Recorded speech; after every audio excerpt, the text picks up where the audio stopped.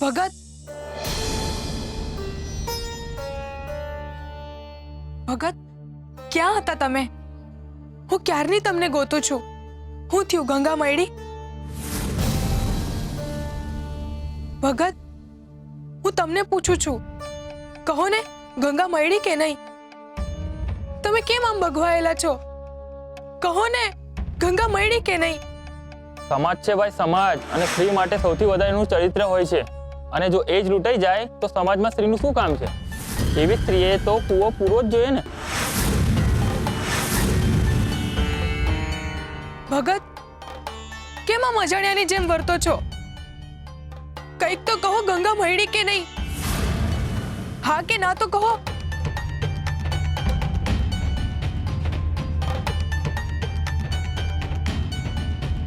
ભગત, સાંભળો તો. ભગત, આ તમે શું કરી રહ્યા છો?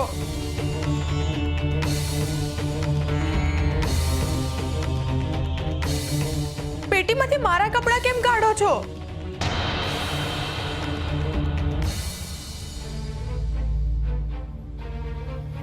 હું તમને કંઈક પૂછું છું ભગત. ભગત,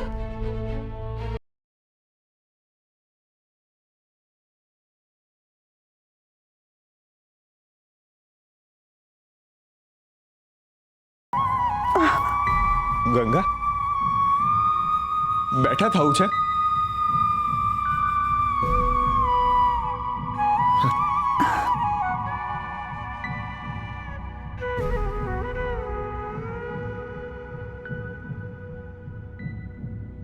ગંગા, હવે જીત થયું ને, એ ભૂલી જાઓ. હું તમારા હાટુ તુલસીના કપડાં લઈ આવ્યો છું, પહેરી લ્યો. પણ તમે પહેરશો કેમ ના? કાંઈ વાંધો નહીં, તમે અત્યારે આરામ કરો. આમે તમને આરામની જરૂર છે. જેટલો આરામ કરશો ને એટલું જલ્દી વહેલું સારું થાય. હું તમારી છેક સુધી સારવાર કરીશ. તમે લગીરી ચિંતા ન કરો. હું તમારા હાટુ જડીબુટ્ટી ને ઉકાળો લેતો આવું છું. તમે આરામ કરો.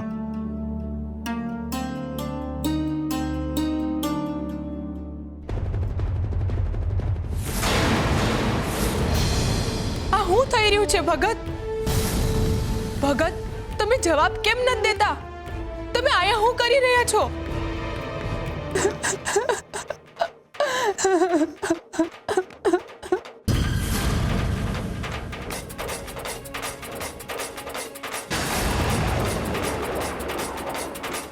હે માં! ગંગા બેન, આ શું થઈ ગયું? કેવી રીતે થયું આ આંદોલન? ભગત, ક્યાંથી મળી તમને આ? જંગલમાંથી. બેન, મારી વાતનું આટલું બધું માઠું લાગી ગયું કે તે સવાર સુધી વાટે ન જોઈ. મારાથી બહુ મોટી ભૂલ થઈ ગઈ છે બેન, મને માફ કરી દેજે. તુલસી, પાપ તમે ન કર્યું. પાપ તો ઓલા પાપી યુવરાજે કર્યું છે. એટલે ગંગા અરે તો ભગત, તમે આને અહીંયા હુકમ લાવ્યા છો? હાલો, ગંગાને જટ ઘરે લઈ લ્યો. બેન, મારાથી બહુ મોટી ભૂલ થઈ ગઈ છે. હાલ ઘરે, હાલ તું. તુલસી, મેં એને કીધું પણ એ ઘરે આવવાની ના પાડે છે. હા ભાઈ, જો હવે એ ઘરે ના આવે ને એ જ સારું છે. આ હું બોલો છો તમે ભગત? અંધુય સમજી વિચારીને જ બોલું છું. પણ ભગત, આ બચારીની હાલત તો જુઓ. એ કેમની રહી શકશે અહીંયા? એ અહીંયા રહેશે ને તો આપણે એની સારવાર કરી શકીશું. પણ જો ઘરે આવશે ને તો મીઠી ભાભી એને જીવવા નહીં દે ને ઘા ઉપર ઘા આપશે. ને લોકોને જરા પણ ખબર ન પડવી જોઈએ કે ગંગા એરે આવું થયું છે. નહીતર એને વગર વાંકે સજા મળશે. ને સમાજ એનું જીવતર વેર વિખેર કરી નાખશે. આ અંધુય મારા લીધે જ થયું છે. ભૂલ મારી છે અને સજા તને મળી રહી છે. મને માફ કરી દેજે મારી બેન. મારાથી બહુ મોટી ભૂલ થઈ ગઈ. મને ખબર છે કે માફી આપી શકાય એવી ભૂલ નથી મારી. તો પણ તારી સામે બે હાથ જોડીને માફી માંગુ છું. બની શકે તો મને માફ કરી દેજે બેન. માફ કરી દેજે.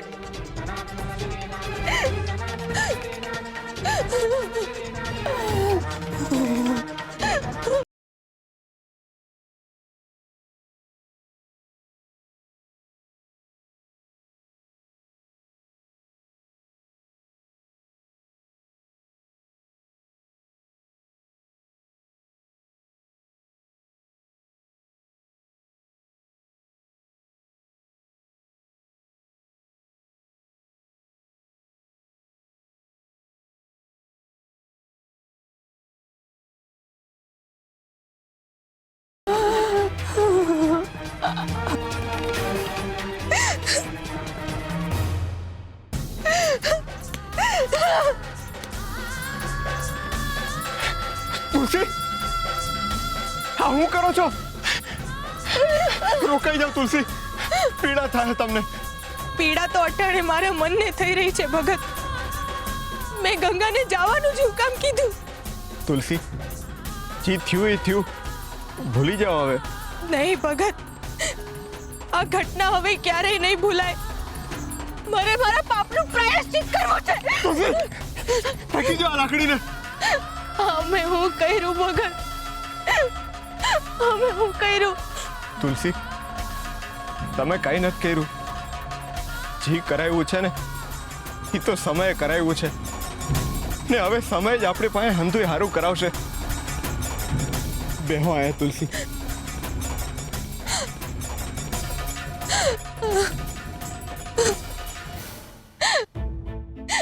ભગત, મારે લીધે આ છોકરીનું જીવતર ઝેર બની ગયું. હંધુય વેર વિખેર થઈ ગયું ભગત. મારે લીધે હું કોઈ દી મારી જાતને માફ નહીં કરી શકું ભગત. માફ નહીં કરી શકું. જો મેં એને જાકારો ન દીધો હોત તો એ આપણી હારે જ રહેત. પણ મેં એને ના પાડી અને એ બહાર હતી એટલે જ પેલા જનાવરના હાથમાં આવી ગઈ. કેવી હાલત કરી નાખી છે બચારીની પેલા ક્રૂર યુવરાજે. એ યુવરાજ મહારાજ તો હું માણસ કહેવાને લાયક જ નથી. બચારીને કેટલું લોહી નીકળતું હતું. હું મારી જાતને કોઈ દી માફ નહીં કરી શકું ભગત. માફ નહીં કરી શકું ભગત. ભૂલ મારાથી થઈ છે એટલે હવે એ ભૂલને સુધારવી પણ મારા જ હાથમાં છે.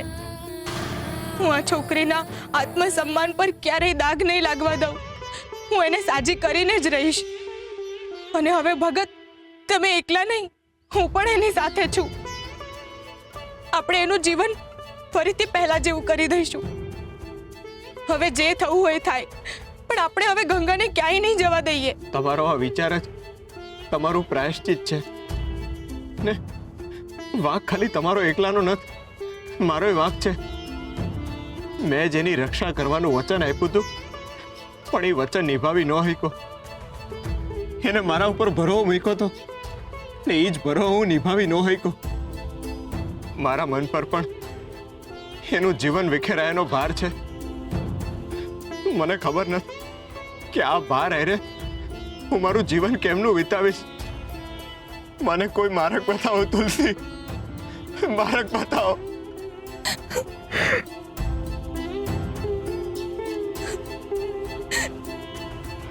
તમે રડશો નહીં ભગત. અટાણે આપણી પીડા કરતા વધારે પીડા એને છે. અટાણે એને આપણા સાથ અને સહકારની જરૂર છે ભગત. હું ગંગાને કપડાં બદલાવી દઉં છું. તમે બજારે જઈને જડીબુટ્ટી લઈ આવો. અને સાંભળો, ચૂપચાપ આવજો. અને કોઈ પૂછે તો કહેજો કે મને વાગ્યું છે એટલે લઈ જાઉં છું.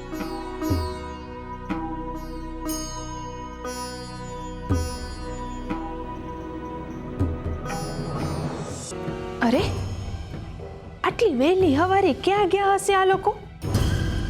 હજુ તો હવે તુલસીનો ઉઠવાનો સમય થયો છે. આટલા વહેલા ક્યાં ગયા હશે? ઓલી ગંગાએ બારે દેખાણી નહીં. આટલી હવારમાં ક્યાં ગયા હશે? જોવું પડશે.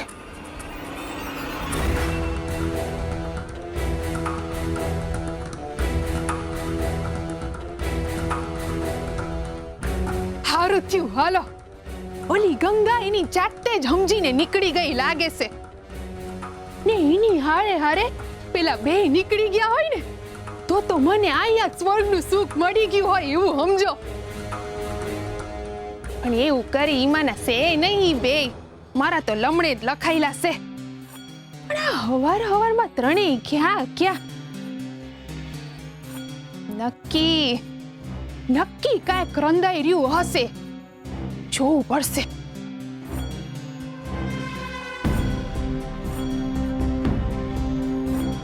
મીઠી, હવારના પોરમાં આવા વિચારો ન કર. કાંક હારું વિચાર મીઠી. કદાચ એવું બને ને કે ઈ બે ઓલી ગંગાને પાદરે મૂકવા ગયા હોય. હા એવું જ હશે. મીઠી, જલ્દી મારી ઘરે પગી જા. પૂછ્યું કાકી? હું થયું? ભૂલી ગઈ કે? તારા કેવા પર બાજુવાળા ગામમાંથી બાઈ બોલાવી છે. અરે હા કાકી. કાકી જરા ધીરે બોલો, કોક સાંભળી જાહે. હાલો ઈને આપણે પહેલા મળી લઈએ. હા, હાલો. કાકી તમે એમને બરાબર સમજાવ્યું છે?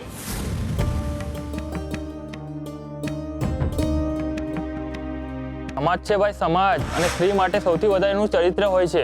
અને જો એ જ લૂંટાઈ જાય તો સમાજમાં સ્ત્રીનું શું કામ છે? એવી સ્ત્રીએ તો કૂવો પૂરો જ જોઈએ ને.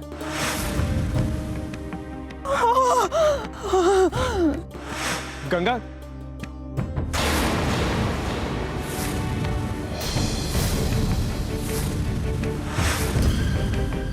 યુવરાજે મારી આ હાલત કરી છે.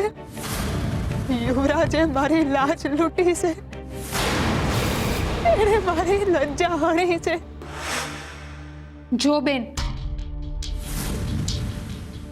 તને પહેલા જ કહી દઉં છું, દીકરો આવશે તો 50 કાવડિયા, બાકી તો 10 જ આપીશ. હા. ભાભી આ શું કરે છે? ના, આ તો બહુ ઓછું કહેવાય. દીકરી આ તો ખાલી 10 જ કાવડિયા. અરે આ તો વધારે કહેવાય બેન. ને આમાં મારો શું વાંક છે? જો તારે કાવડિયા જોઈતા હોય ને તો આપ દીકરાને જન્મ. લે, એ કઈ મારા હાથમાં થોડી છે. બસ તો પછી જો દીકરી આવે ને તો સમજવાનું કે તારા નસીબમાં 10 જ કાવડિયા છે. તમે જ સમજો આને કંઈક. દીકરીની કેટલી ઓછી કિંમત કહી છે આ. તો અરે દીકરો તો સ્વર્ગની સીડી કહેવાય, સ્વર્ગની સીડી. અરે દીકરી આવે તો હું લેવાનું હે કાકી? ને ઉપરથી એની જવાબદારી નીચે દબાવવાનું નહીં. જો તું મને દીકરો દઈશ તો જ હું તને 50 કાવડિયા આપીશ. બસ. તમે તો કઈ માનતા જ નથી. હારું, તમે જેમ કહેશો એમ કરીશું. પણ કરશું કેમનું? મારો તો જો 5મો મહિનો જાય છે. અરે એમાં હું વાંધો છે બેન? બાળક વહેલું આવી શકે ને કાકી? મારી દેરાણીને વહેલું જ આવી ગયું તું. અને જો સાંભળ, તને જેવી પ્રસૂતિની પીડા ઉપડે ને એટલે તરત જ આ વાત કાકીના કાન સુધી પોગાડી દેજે. ને પછી ઈ મારા કાનમાં ફૂંકી દેહે એટલે હું ખોટી પીડા ઉપાડીશ. ને પછી તને બાળક આવશે એટલે હું તારા સુધી કાવડિયા પોગાડી દઈશ. અને તું મને બાળક મોકલાવી દેજે. હો બેન? પણ મીઠી, આને તો 5મો મહિનો જાય છે અને તાર તો હજી પેટ નીકળ્યું નથી. જો પેટ નીકળે નહીં તો શુરાભાને શંકા જશે કે તું પેટથી નથ. અરે કેમ પેટ નહીં દેખાય હે કાકી? કાકી જેમ જેમ દિવસો જાહે ને એમ એમ પેટે મોટું થતું જાહે, તમે ચિંતા ન કરો. એ કેમનું? અરે આપણી પાસે મારા ગોસા થોડા છે.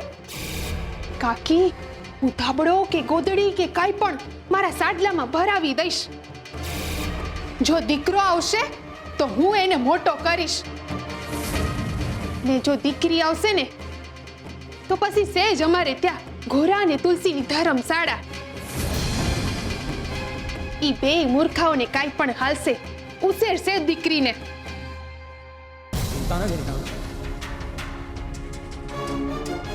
હા, હું કરી રહ્યા છે ભાભી?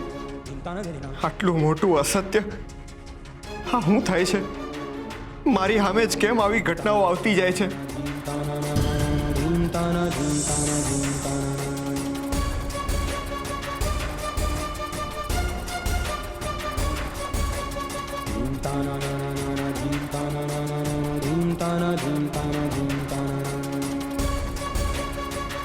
જો તું મને દીકરો દઈશ તો જ હું તને 50 કાવડિયા આપીશ. બસ.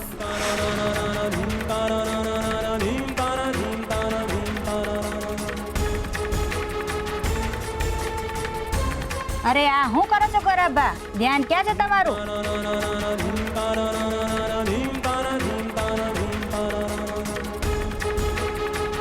અને જો સાંભળ, તને જેવી પ્રસૂતિની પીડા ઉપડે ને એટલે તરત જ આ વાત કાકીના કાન સુધી પોગાડી દેજે, ને પછી ઈ મારા કાનમાં ફૂંકી દેહે, એટલે હું ખોટી પીડા ઉપાડીશ. આને તો 5મો મહિનો જાય છે અને તાર તો હજી પેટે નીકળ્યું નથી. કાકી, હું ધાબળો કે ગોદડી કે કાંઈ પણ મારા સાડલામાં ભરાવી દઈશ. જો દીકરો આવશે તો હું એને મોટો કરીશ. આટલું મોટું અસત્ય, અને એ પણ મારા જ ઘરમાં? નહીં, આવું થવું એ પાપ છે. હા, અસત્ય જાણ્યા પછી હું સુરાને હું મોટું બતાવીશ. કર તારે જે કરવું હોય, પણ એક વાત યાદ રાખજે, મીઠીની તબિયત પર કોઈ આડઅસર આવી કે મારા થનાર બાળકને કઈ થયું ને તો યાદ રાખજે ગોરા, મારી નજરમાં પણ તું મારા બાળકનો હત્યારો સાબિત થાઈશ. આવું બધું મારા જ જીવનમાં કેમ થઈ રહ્યું છે, ને મારા જ હારે કેમ અસત્યનો ભેટો થઈ રહ્યો છે? હું કામ લોકોના મનમાં આટલું બધું ઝેર હશે?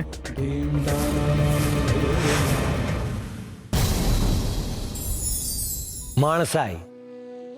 માણસ પાસેથી ઈશ્વરને સૌથી પહેલી કોઈ અપેક્ષા હોય તો એ છે માણસાઈની અપેક્ષા. ઈશ્વર હંમેશા પોતાના ઈશ્વરત્વને પ્રમાણિત કરે છે, પરંતુ માણસ સંસારમાં આવતાની સાથે જ, સમજણનો સ્વીકાર કરતાની સાથે જ ધીમે ધીમે પોતાની માણસાઈથી દૂર થતો જાય છે. માણસાઈ વિનાનો માણસ પાણી વિનાની નદી જેવો હોય છે. જીવનની કપરી પરિસ્થિતિમાં પણ જે મનુષ્ય પોતાના વ્યક્તિગત સ્વાર્થને ભૂલીને પોતાની માણસાઈને અકબંધ રાખે છે, સાચા અર્થમાં એ જ મનુષ્ય માણસ કહેવાને લાયક છે. મનુષ્ય ઈશ્વરની સામે હાથ જોડે એના કરતાં દુખિયાને હાથ આપે એ વધારે ગમે છે ઈશ્વરને.